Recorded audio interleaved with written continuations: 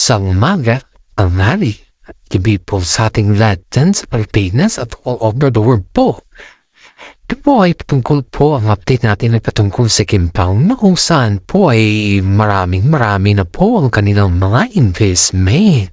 Bago po natin umpisa ng lahat ay gusto ko lamang po pakilala sa inyo ang ating YouTube channel. Pasok intro.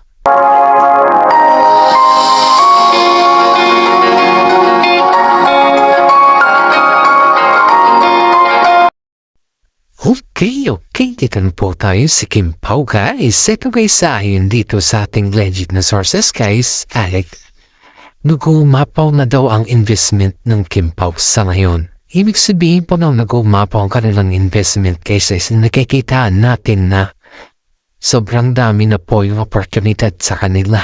Mapa-project man or ano man yan ay sobrang dami na po. Kaya yung mga investment din po nila ay talagang tatad na po. Ito guys ngayon dito sa ating legit na sources guys is dahan-dahan na pong dumarami yung investment ng Kim Pao. Dahil dito, ang mga tao po ay masaya.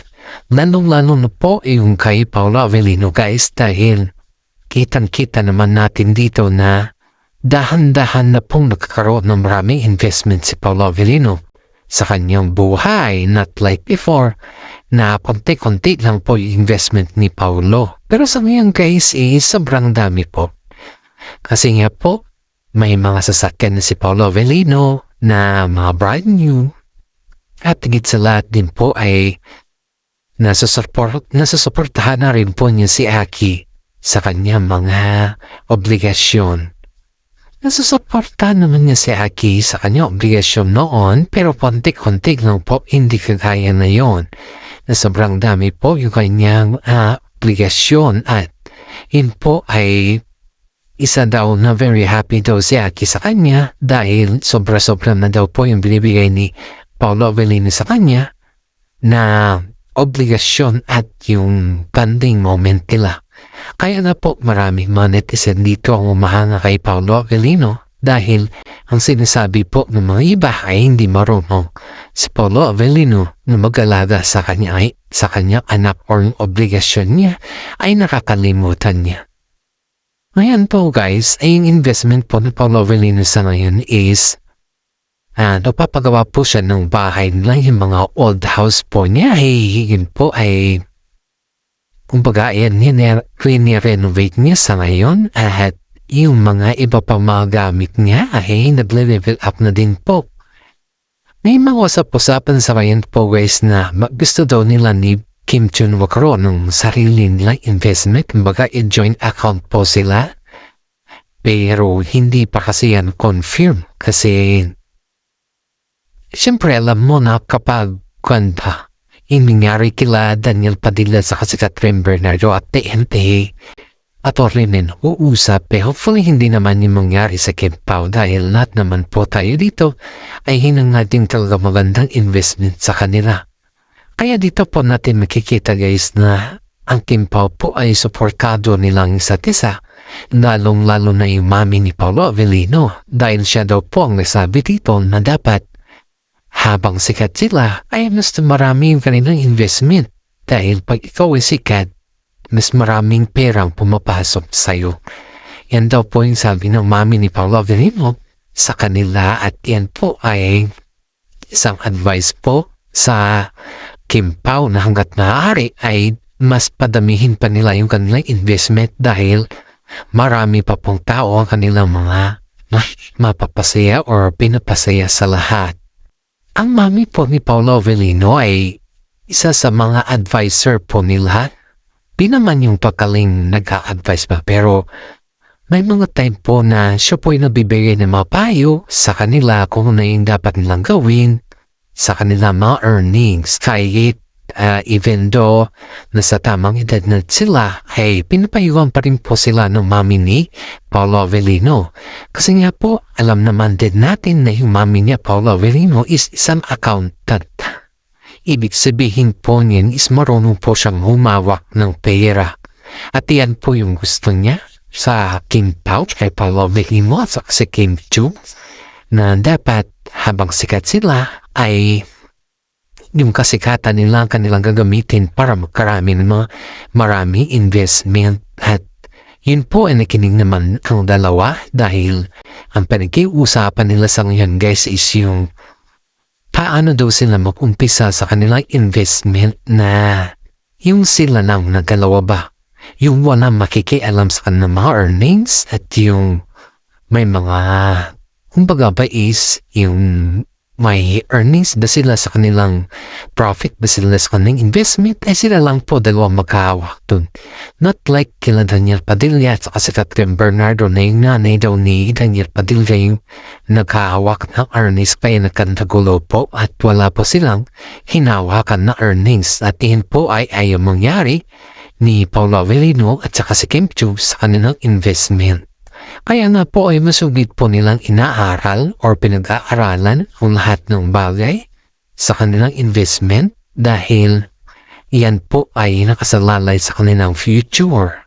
Kaya nga po maraming mga netizen dito ang umahanga sa kanila at nagbibigay payo na hanggat maaari ay dapat padamihin pa nila yung kanilang investment dahil dito mas marami pa pong netizen ang umahanga sa kanila.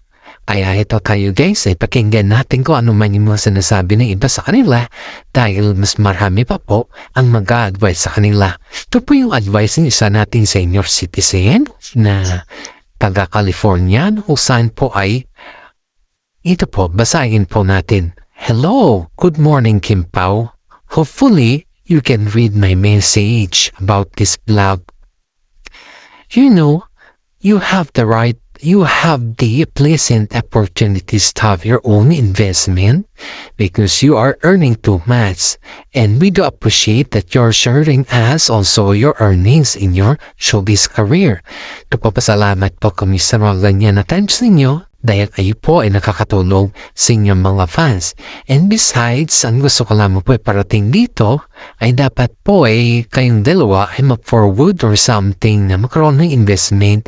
Tilang investment talaga ay yan po ay long life.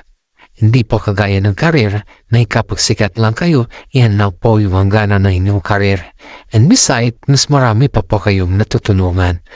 Hopefully, you have a good Merry Christmas and Happy New Year and good health po sa inyo, Kim Pao at ibang adlang Pilipino dyan. And alam ko po na very safe po tayo ngayon but please ingat din po. To make sure lang po na nasa mabuting lagay lang po tayo. Merry Christmas in advance and Happy New Year in advance. And hanggang dito na lang po ang aking comment.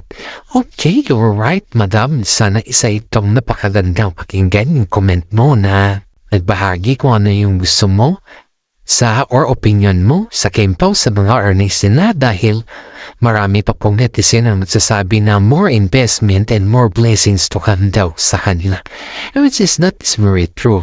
Kasi if you have more investment, more planning to come and marriage is coming sooner. Yun po yung ating dito. Kaya nga po dito, palagi po natin titiin na ang Kim Pao po ay mayroon to forever. Kaya sa mga sinasabi po ng mga iba dyan, hanggang movie lang po ang Kim Pao, ayan po ay opinion ninyo at hindi na namin po yung kukontrain kasi tayo po ay may sarili-sariling opinion. At alam naman po natin sa showbiz na walang permanente. Kaya lahat marami kang pera or lahat marami kang earnings, grab the opportunities to have or grow your investment as fast as you can. Kasi nga po, pag ikaw ay may investment, kahit wala ka na sa showbiz, ay at least may income ka every day. Yun po yung maganda sa investment na tinatawag. Kasi kahit wala ka sa showbiz, ay nagretiro ka na sa showbiz, still you have the earnings na pumapasok sa iyo every day at hindi ka po nasasero dyan. Kaya nga po sa mga kapwa ng Kim Pao tambanan sa mga artist ay you must be prior ang investment na term. Para sa ganon, lahat naman po tayo ay magkakaroon po ng mga maginhawang buhay. Yan po yung ating dito guys. Kaya nga po ang Kim Pao po guys ay maragsa po yung kanilang blessings at maragsa din po yung kanilang investment. nakikita naman po natin sa kanila lumilevel up na po ang Kim Pao sa ngayon. Not like before, nakitang-kita naman natin kung gaano lang sila kasimple at yung bang hindi naman sapat ba pero ibang-iba na po yung ngayon at noon sa kanila. Nakikita naman natin yan guys, diba? Halos lahat po tayo napansin yan. At sana naman, pag-share, subscribe, at like naman po ang ating YouTube channel. Maraming salamat at God bless po sa ating lahat.